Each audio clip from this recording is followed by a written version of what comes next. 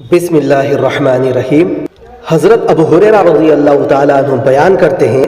رسول اللہ صلی اللہ علیہ وسلم نے فرمایا، کسی عورت کے لیے اپنے خاوند کے پاس ہوتے ہوئے اس کی اجازت کے بغیر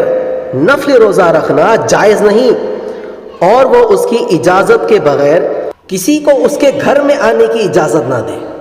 رسول اللہ صلی اللہ علیہ وسلم نے فرمایا، پاکی آدھا ایمان ہے۔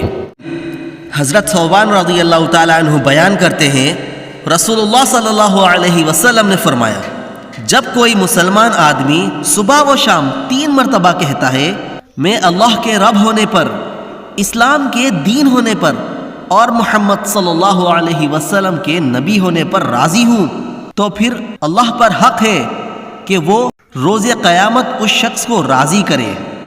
حضرت حذیفہ رضی اللہ تعالیٰ عنہ سے روایت ہے کہ نبی اکرم صلی اللہ علیہ وسلم جب سونے کا ارادہ فرماتے تو آپ اپنے سر کے نیچے ہاتھ رکھ کر یہ دعا پڑھتے، اے اللہ، جس روز تو اپنے بندوں کو جمع کرے یا تو اپنے بندوں کو قبروں سے اٹھائے تو مجھے اپنے عذاب سے بچانا۔ رسول اللہ صلی اللہ علیہ وسلم نے فرمایا، وضو نماز کی کنجی ہے۔